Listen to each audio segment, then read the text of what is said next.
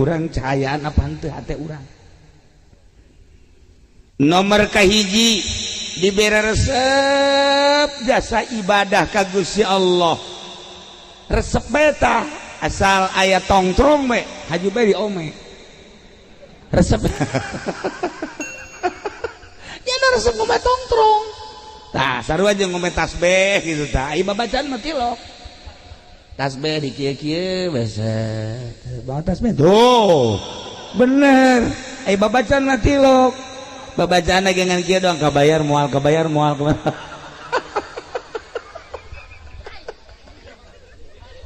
Ya Allah ya Rabbi eta mah penipu sebenarnya mah atuh penipu eta tasbih dibawa aya di wiridanana lain eta Masya Allah. Nah di mana-mana hate cahayaan wani ngalaksanakeun ibadah ngalaksanakeun maksiat eta cahayaan hatena Islamna berarti bener. Nah lamun kuari jelema Islam KTP-na ge malah boga tilu kos Haji Pendi tilunya nama KTP teh oh loba batur mah hese KTP-nya mah tilu eta lah bajingan teh kos kitu eta tilu. Nah iya KTP nama Islam jelemana Islam tetapi daek ngalaksanakeun maksiat kurang giat karena ibadah maksiat daek leletikanana main gaple. Lamun aya Islam masih keneh balak genep di kieu-kieu koto kunyana di kitu-kitu tah naonna karangarana jangjang naon ngaranna eta tuh nyawan teh tolol teh coba aju dikitukeun tah cuma hiber teh naon ngaranna jantur aing ge nyawa nang disiakan eta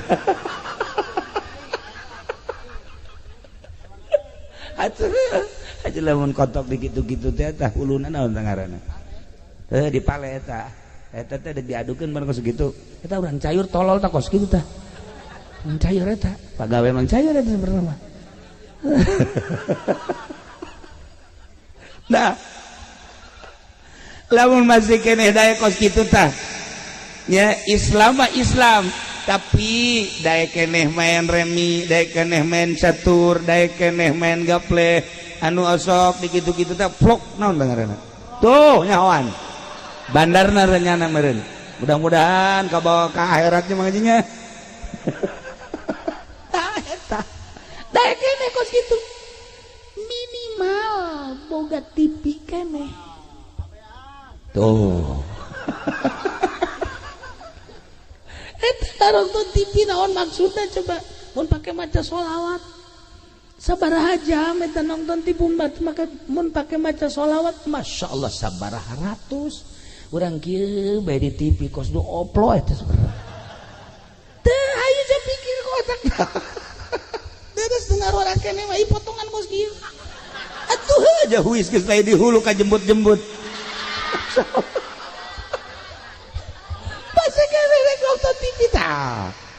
Nah geus mulai tah berarti tah Islamna geus teu bercahaya geus teu bercahaya tah Islam mun daek kalaksanakeun maksiat berarti Islamna geus teu bercahaya. Lamun geus teu bercahaya sakumahakan Gusti Allah dina Al-Qur'an wa may yaj'alillahu lahu nura fama lahu min nur. Lamun ku Gusti Allah geus teu dibere cahaya atuh eueuh cahayaan ana eueuh cahayaan teu meunang neuleuh jahe asal neuleuh jahe baju kieu teu kicup-kicup kieu tapi mang uting wajar lah neangan deui tuh saya calonna nah eta masalah dua habak sekali lah. Tah iya lamun geus eueuh cahayaan hate atuh geus abrut-abrutan maksiat terus Islam mah Islam tapi terus we maksiat mulai tah lamun geus loba maksiat ibadah teh ibadah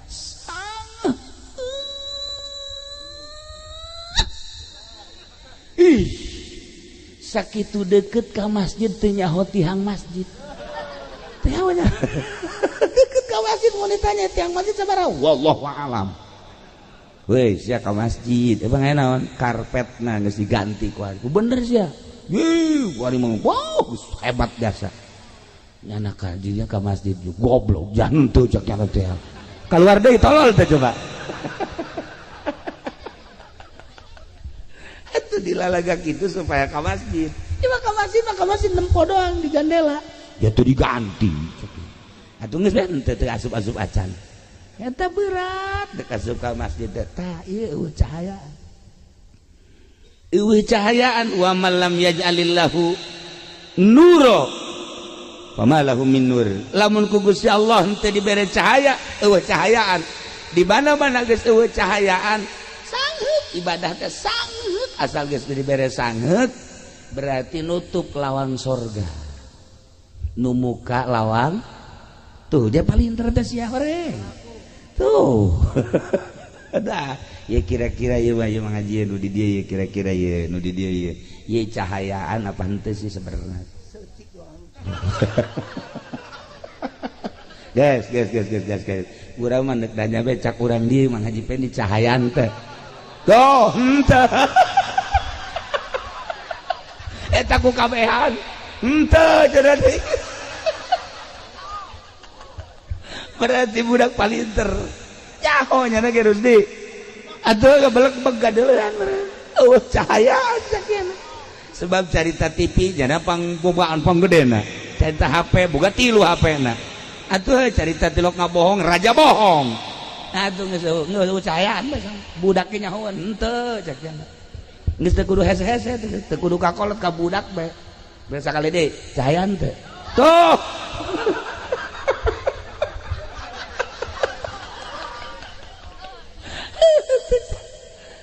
cahayaan lementak tawa kula masuk ingin ka dongeng da dongeng nah aya urang kitu India aya urang Arab aya urang Indonesia kaberapa urang Indonesia Haji Pendi jadi lu nah ieu cek jala ieu aya kandang embe bau pak kuat-kuat ieu dongeng di Jalaluddin Rumi ge deh ieu pak kuat-kuat coba saha nu kuat di kandang embe ayo embena aya di dinya embena aya di dinya nyobau nya hangset embena ge aya mulai orang India heula asup urang India ka dinya tahan ku nyana geus ngap-ngapan geus 10 menit doang kuatna keluar wah cek urang India waduh tidak nehi cek gitu aduh Masya Allah kekuat cekena guys tekuat nah kemarin orang Arab dah orang Arab Baduy bahwa kan biasa orang Arab Baduy makan ngaranna ge orang leuweung asana ieu mah kuat ieu mah asop nomor kadua aja tenang seserian rada deres kuat 20 menit wow nah hampir sarua kan jeung Baduy mah embe tapi kan masalah tak embe teh masalah ngan 20 menit doang wah cek orang Baduy teu kuat cek tetep bau biasa nah bagian orang Indonesia Haji Pendi nah asup kadinya karak 5 menit doang embe nu keluar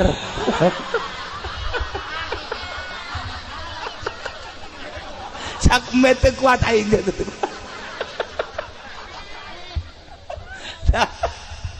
eta dongeng ongkos anu supaya jeung biasa padahal maknana pohara itu narada ge dongeng wali gorenganan aya jelema eueuh cahayaan mah eueuh cahaya embe ge kabur eueuh cahayaan sok di dieu Haji Pendi coba ge Haji Pendi urang geus beres ngariung ke nama maca di dieu tek datang teu kalabur bae ge atuh kutub robahan ditinggal kutub robahan paling ge jeung si golib bae di dinya kapaksa golib ge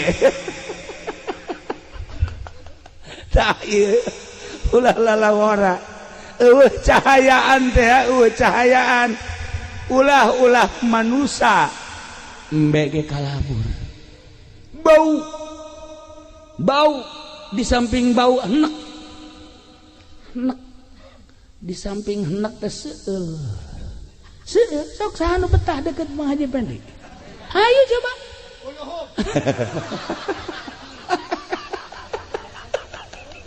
Incuna itu kakek masih ada aja ya. Kapan nggak adanya? Lah iyalah para jamaah kaum muslimin wal muslimat rahimakumullah, coba introspeksi. Ieu keur carita ieu geus kajian ulah nyaritakeun batur balik ka diri urang ke ai hate aing cahayaan teh sinu sabenerna. Lantaran tadi lamun cahayaan mah dibere resep jasa ibadah eta kakarak nomor kahiji. Eta kakarak nomor kahiji tanda jelema nu aya cahayaan dibere resep bae masyaallah. Waktu salat teh geus ditungguan bae. Di deuleu deui wah can masih kena jam 10 deuleu jam 11 setengah 12 geus siap-siap ya pas jam 12 es.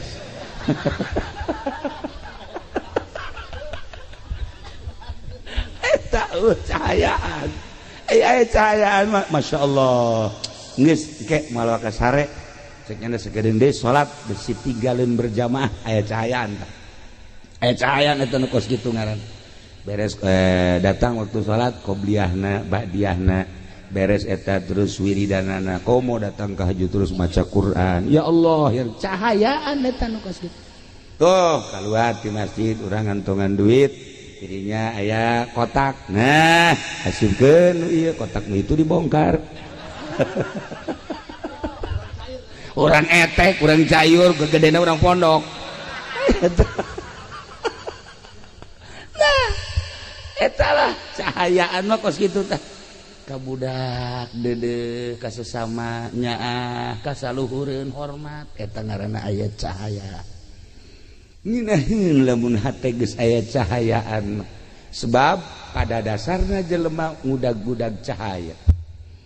Lamun Kangjeng Nabi dibahasakeun cahaya diudag kabeh sebab ieu kabeh ge tidak cahaya Kangjeng Nabi urang Kangjeng Nabi Muhammad sallallahu alaihi wasallam. Langit tina cahaya Kangjeng, bumi tina cahaya Kangjeng, kabeh alam gunung laut berikut hewan-hewan termasuk urang tina cahaya Kangjeng Nabi Muhammad sallallahu alaihi wasallam. Nah tinggal ieu di diri urang aya cahayaan ta eueuh urang anu ngarti urang nu nyaho urang nu sadar ketika aya cahayaan dibere resep urang ibadah dibere daek urang ngalaksanakeunana dibere tenang yashrah sadrahu lil Islam jembar hate nomor kadua narima cak Kangjeng Nabi tina papasten.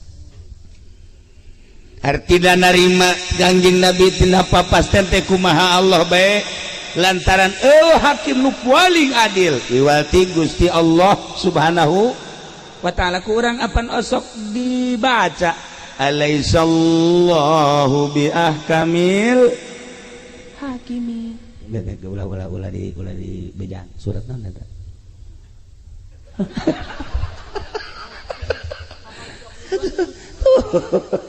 eta teh artinya masuk dibaca ge tuh cak nu ditukang alhakumut cenah deui na bejaannya na maksudna mah sarua ondona itu mah alaihissallah ya kabil hakim Allahumma hebat na ngahukuman pang adil-adilna eueuh de hakim nu paling hebat Allah kuayana sakitu naon bae keputusan terhadap diri orang, terhadap halayak rame, terhadap hewan, gunung, laut, bumi, keputusan Allah sebab Allah teh ahkamil hakim. Urang sadar aing dijieun ku Gusti Allah model kos kieu narima urang ngaca ya dikaca ya Allah ya Rabbi ya abdi ciptaan Gusti alhamdulillah dibere kasep mun kasep teh dibere gelis mun gelis teh sadar tah alhamdulillah loba tah manu kitu mah tah begitu aja pending ngaca aing jore amatnya ceknya ambil jeung nu di Cisoka akur di mana ka di Cisoka teh tuh solear si nyahoan begitu ngaca teh ieu mah akur jeung deui soleh ari main mah ngan buntutan doang atuh buntutan ge nu kadeuleuh tu kadeuleuh mah aya ge sabarna nah ieu lamun aya jelema ngaca aing jore amat sih Gusti kunaon si abdi diciptakeun jore tah eta jelema henteu sadar kana papasten ti Gusti Allah panghese-hesena teh sadar jambal kebal di alam dunia geus sakitu geus alhamdulillah dijadikeun jelema aing geus bae sakitu ngeunaheun jadina tenang kana pikiran teh keur ngaji mah balik bae ka imang ngaca jore aman aing ye tuh coba ge ketika orang dibere jadi pedagang haju untung bae alhamdulillah ya Allah ya Rabbi maha kaya Gusti alhamdulillah karasa ku abdi kakayaan Gusti abdi dagang untung bae dikocorkeun bareng kakayaan Gusti ka abdi loba teh manu kitu mah tapi begitu nyana dagang haju rugi deh Gusti ieu kumaha sih urusanana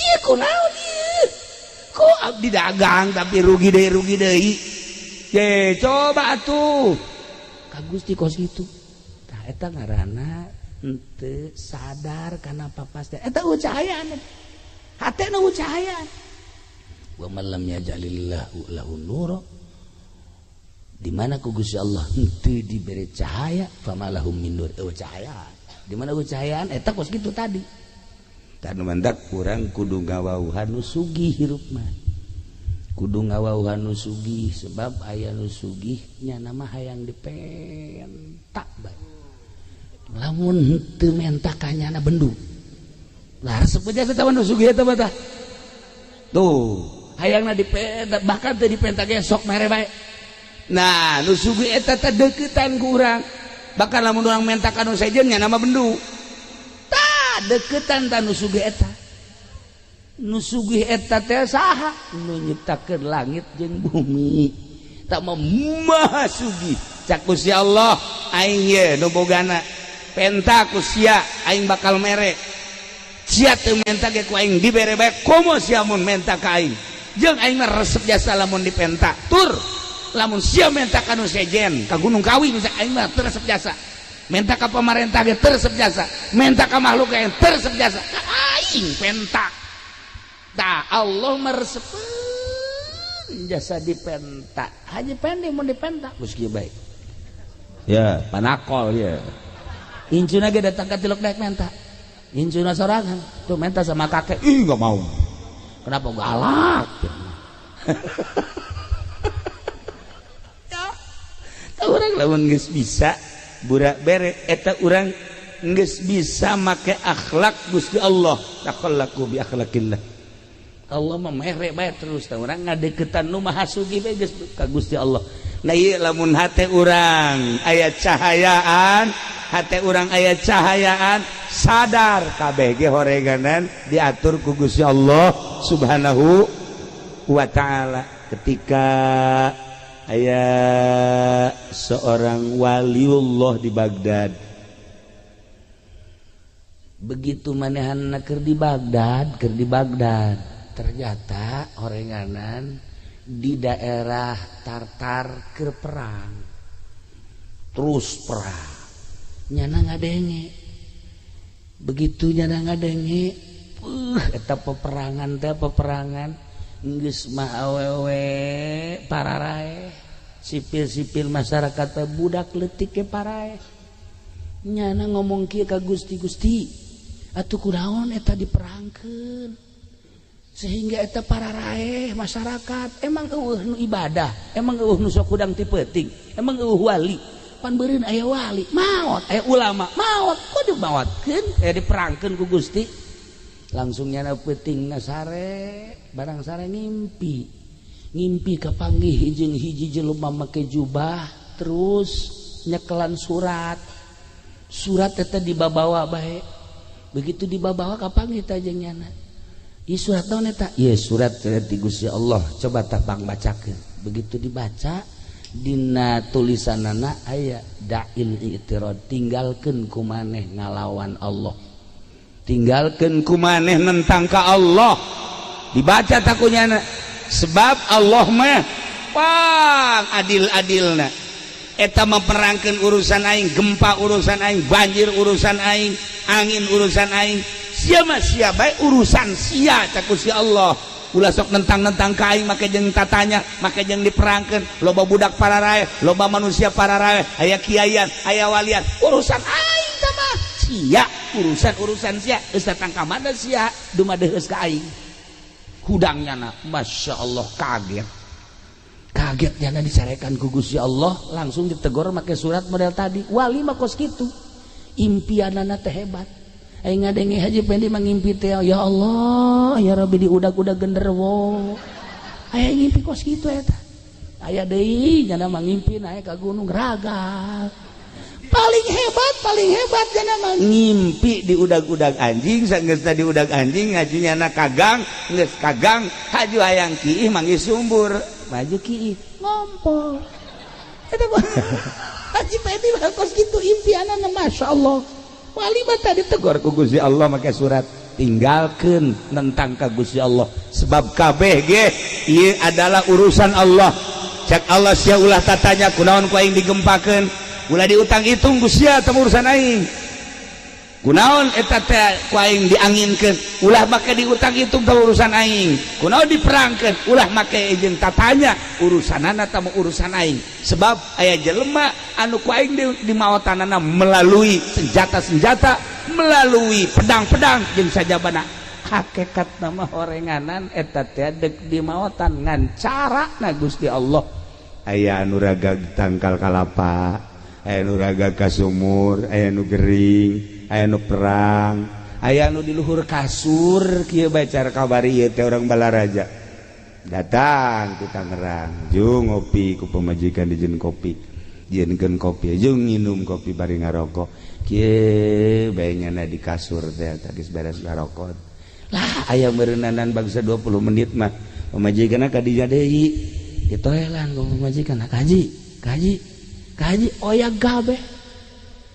gabe pae ngopi can anggeus, ngarokok can anggeus, nyana ngedang doang gitu mah. Masya Allah nu geus dipasangka bakal paeh jasa kamar Haji Pendi, hirup kene ngana gua sehat deui malah mah make susuit deui aya jahe ge suit tolol tuh coba. Lah ieu urusan Allah. Nah balik deui, lamun hate urang cahayaan geus moal aya nentang-nentang ka Gusti Allah, geus urusan Allah. Urang tani sageus tani terus parena bagus kabelah dieuna gacung hapa. Nah urang kan ngomong ji kok ieu jadi kosia kurang naon si aing pengurusanana. Iya Allah ya Rabbi Gusti urang maka Gusti deui bae naon teh Gusti ieu kok ieu kurang naon ieu da pupukna dan sebagainya urusan aing teh Gusti Allah siana sing sadar. Lamun kula inget ka dongeng harita di zaman Sidina Umar, di zaman Sidina Umar aya kabeuleman, begitu aya kabeuleman di zaman Sidina Umar khalifah langsung jelema neangan cai berat cek Sidina Umar ulah di pareuman make cai. Waktu pertentangan antara masyarakat jeung Sidina Umar, lain kudu di pareuman make cai. Di daerah ieu aya jelema nu teu ngazakat. Ulama nyaho, tah tewak si eta. Hayo bawa ka dia. Si ada kazakat teh moal, gegeran. Euy kazakat, gegeran kaluarkeun. Dikaluarkeun pareum sorangan. Seudeuh pareum sorangan tah kebakaran eta ku ahli hakikat maka nyahoan. Lamun make blambir loba nu teu pareum. Tapi ku Sidina Umar mah ulah make jeung make di pareuman make cai sagala rupa. Moal pareum. Wo ribut heula. Eta tadi kalau tah. Demantak di pondok kabar ieu kapan kebakaran atuh tinggal si ieu bae tah tewak ieu ayo huluna kitu-kitukeun zakat sia ya Allah ya Rabbi.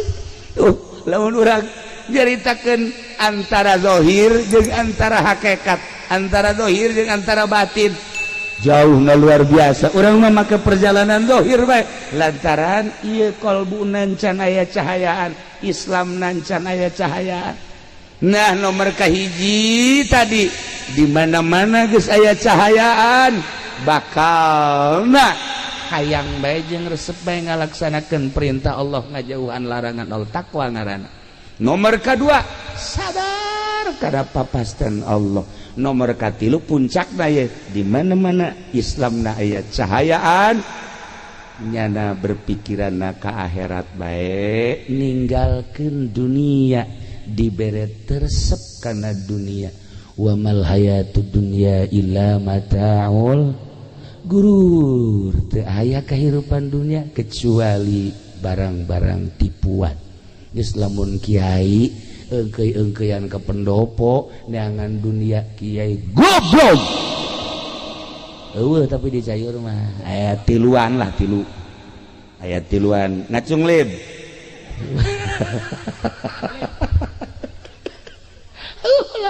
Ulah neangan dunia. Abong-abong bisa ngaji, abong-abong bisa baca Quran, abong-abong nyaho hukum dipamerkeun pake neangan dunia. Eueuh cahayaan kiai tinggal kiai berarti ieu eueuh cahayaan tah Islamna. Encan puguh ngajamin ilmu nungtun kadang-kadang ilmu mawa ka neraka. Lamun ilmuna jadi hijab tina cahaya. Nah iyalah para jamaah kaum muslimin wal muslimat rahimakumullah, balikan deui inna dina indallahil Islam. Saenyana agama nepi ka karidho ku Gusti Allah adalah agama Islam. Tetapi Islamna kudu anu aya cahayaan. Sakumaha tadi lamun Islamna aya cahayaan maka aya tanda-tanda. Hiji tanda Islam aya cahayaan daek ngalaksanakeun parentah Allah, embu ngalaksanakeun laranganana. Daek ngalaksanakeun parentah Allah, ngajauhan laranganana. Eta berarti mulai cahaya nomor kahiji. Lamun naik cahaya nomor kedua, sadar karena putusan Allah di diri urang, atau soal harta, atau soal penyakit, atau soal naon bae nu patali jeung diri urang, atau jeung batur tilok cegekan sebab kabeh ge geus aya tina keputusan Allah Subhanahu wa ta'ala. Alaihissallah bi ahkamil hakimin. Cahaya nomor katilu ialah cahaya anu bener-bener mantep sehingga pikiranana langsung baik ke alam akhirat. Mohokeun alam dunia dibere resep kana dunia. Etalah nu paling istimewa cahaya Islam anu nomor katilu. Geus urang mimitian tina awal carana kumaha supaya cahayaan eta teh tadi cak Kangjeng Nabi geus encan maneh ngalaksanakeun hak Allah. Daon ialah mempersiapkan jang maut mebeh datangna maut. Eta adalah memerlukan cahaya. Di mana orang sholat berarti orang mempersiapkan jang maut. Orang ngazakat mempersiapkan jang maut. Orang puasa mempersiapkan jang maut. Orang haji mempersiapkan jang maut. Orang baca Quran mempersiapkan jang maut. Orang tahajud, orang duha, zikir, maca sholawat, berbagai kehadean-kehadean yakni ngalaksanakeun ibadah eta adalah jang mempersiapkan maut mebeh datang maut. Berarti geus aya cahaya. Nah, tapi cak Kangjeng Nabi tadi teh inggis sanajan urang ibadah bae tetapi eueuh cahayaan ngan meunang capek doang. Ngan menang capek doang tak perlu na cahaya. Kos kumaha sih cek para sahabat Gusti Rasul eta menang capek doang. Nah teu nyaho kana keagungan Gusti Allah. Lamun urang ibadah teu nyaho kana keagungan Gusti Allah naon bedana jeung salat budak leutik. Budak leutik ku salat mah salat bae pan teteh ge cenah salatna ge. Ja teu nyahoeun kana agungna Gusti Allah. Sok geura teangan budak leutik lamun tarawih teh Haji Pendi sholat tarawehna masa sih babaturan eker sujud di kitu-kitu pelerna. Eta kan berarti budak leutik sama sholat kos gitu bang. Giliran ya ndek diuk diteneunan paratina kol bedug di dieu tah. Atur kumaha eta karena salat budak leutik teu nyaho kaagungan Gusti Allah. Sadajan capek ibadah lantaran teu nyaho kana kaagungan Gusti Allah, ongkos salatna budak leutik nanaonan. Jadi kudu urang teh memperhatikan kamaha agungan Gusti Allah Subhanahu wa taala. Nah anu mantap ibadahna ulah aya muatan-muatan. Geus ya kunaon eta getol amat maca shalawat. Dagang karung abeh laku. Da eta ngaranna ibadah nanaonan kos kitu. Capek eta ibadah kos kitu. Capek pen. Ulah kitu aran. Atuh. Sakalina maca shalawat, maca kulhu kukulak teu maca kulhu kabari. Bulan Rawah maca kulhu ngaji. Dibaca bae ku nyanes. Ditanya, ngaji maca kulhu. Hayang naon sih maca kulhu mah haji nu sabenerna. Rizki macet cenah ieu. Supaya ada jembar be bisa sugan be kukulhu mah tah ulah kos kitu teh ibadah budak leutik teh TK capek eta ibadah kos kitu teh ibadah teu nyaho kana kemahagungan Gusti Allah geus be urang mah ibadah salat ulah aya muatan dunia ulah aya muatan-muatan selain lillahi taala karak ta eta ibadah nu mantep geus aya cahayaan tah mun masih keneh muatan-muatan keneh bae mah cara nu calon lurah calon lurah teh kuan bebereana pohara jasa eta teh nu kos kitu teh capek gawe teh kapake eueuhna naonan sebab sedekahna aya karna hayang naek jabatan kitu keneh calon bupati Gus Pugu calon presiden utama haji penmentas ieu maka ditupan ka istana tolol henteu mending mun dibere henteu dibere onam kitulah para jamaah kaum muslimin wal muslimat rahimakumullah ala kadar gambaran hirup sakumaha tadi sahabat menta ilmu anu istimewa ternyata cakaging Nabi ulah hayang ilmu istimewa geus bae persiapkeun pelaksanaan ibadah jang menghadapi maut eta ilmu paling istimewa adapun kadituna lah cakaging Nabi gampang nu kadituna asal etana hebat karat ngan ulah ibadah ngan sakadar sigada hungkul tapi kudu didorong ku cahaya neangan cahaya na dua cara hiji langsung boga guru aya nu nuduhkeun nomor kaduana babarengan jeung nu geus bisa insyaallah cahaya tersebut bakal nyinaran saetik engke bakal ngarti ketika orang geus ngarti berarti geus aya cahaya teu karasa neangan guru mursyid mah hese urang atuh babarengan besok geura urang lamun sering jering babarengan jeung Haji Pendi bakal karasa karung ayam memang ngarti ieu karung ayam cekna teh ieu mah dodet jauh ka dodet segala nah ieu takos gitulah para jamaah kaum muslimin wal muslimat rahimakumullah persiapkan amal-amal jang maut samemeh maut geus maut cara almarhumah Nyi Siti Murdiah kabeh nu dibawa imah nu dibawa salaki ngan sakadar nganterkeun ka kuburan ku ari paring doa-doa anak kitu kabeh tatanggangan sakadar ngadadahan nu milu aslina ka kuburan mah salatnya na puasanya na zakatnya na sodakoh manehanana milulah ka jero kuburan teh ternyata orang di jero kuburan teh anu sok disebut-sebut cenah urang di jero kuburan teh sempit horeng lega cenah di jero kuburan teh panas horeng tiis cenah di jero kuburan teh poek horeng caak cenah di jero kuburan teh urang sorangan horeng rame biasa di jero kuburan teh masya Allah bohong eta nu nyebutkeun di jero kuburan sorangan bohong nyebutkeun di jero kuburan poek bohong nyebutkeun di jero kuburan teh panas bohong ternyata Imam Ghazali nyana nyaritakeun di jero kuburan horenganan rame caang rame biasa sehingga nyana ngagerokeun ceng-ceng ka dieu sia ka dieu rame amat cenah ka dieu mana ieu kasep amat saha cek nya ieu kula salat teh ieu kula ngabaturan mamang cenah geus tos bae insyaallah terus datang ke mahsyar, datang ke ditimbang kula batur. Ya Allah, aya ieu ieu saya. Ieu kula zakat cekeun. Ya Allah, aya ieu kula tahajud. Tahajud teh ieu salat hajat. Masyaallah. Barang Haji Pedi teh di jero kuburan aya si hajore amat. Nya hideung nya jore nya culean deui. Ya Allah, cak Haji Pedi si hajore amat. Bahasa pan batur mah haji ieu. Batur di mana? Aya eta nyadakeun si mbak teh ya. Batur ieu.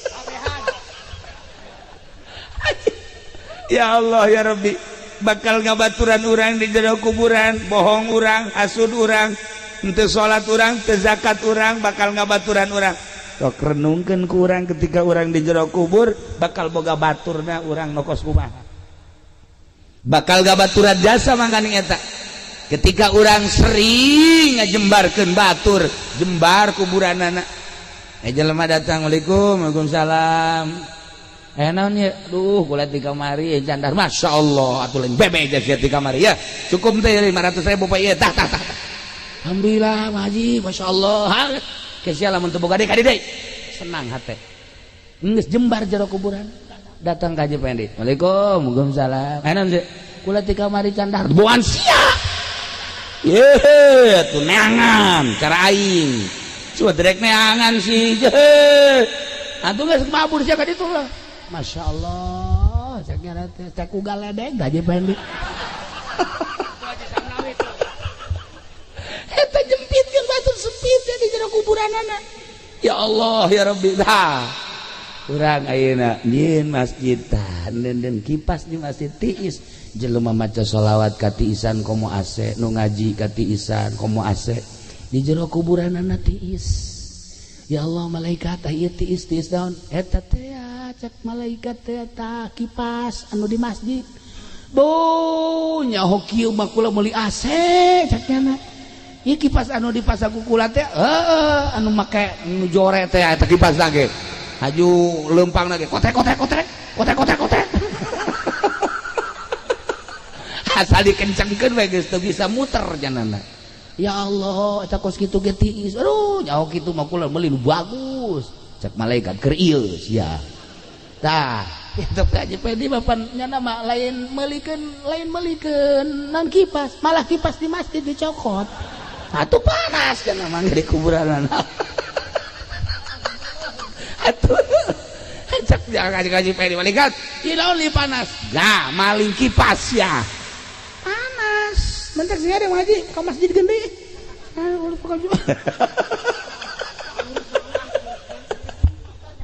Bebejana mah ka masyarakat udah diganti, datang ka kuarin teh, datang ka saiki orang diganti ge, mengkonon sirama.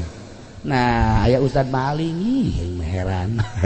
Itulah para jamaah kaum muslimin wal muslimat rahimakumullah, janggabaran urang di akhirat, geus dijelas-jelaskeun ku Kangjeng Nabi, urang iman ka Kangjeng Nabi, percaya ka Kangjeng Nabi, urang beragama Islam, tinggal cahaya na ayat henteu sehingga urang bisa ngalaksanakeun naon keyakinan urang. Sebab aya jelema anu iman ngan disungut doang tapi di jero hate mah henteu, munafik. Wa minan nasi may yaqulu amanna billahi wa bil yaumil akhir wa ma hum bimu'minin. Tidak sawarehna manusia wa minan nasi may yaqulu, aya jelema nu ngomong amanna billahi wa bil yaumil akhir, abdi iman ka Allah, iman ka yaumil akhir, padahal mah wa ma hum bimu'minin, teu iman, munafik tah mah. Kaya jelema anu iman mah iman ka Allah, munafik ge henteu, tetapi eueuh cahayaan.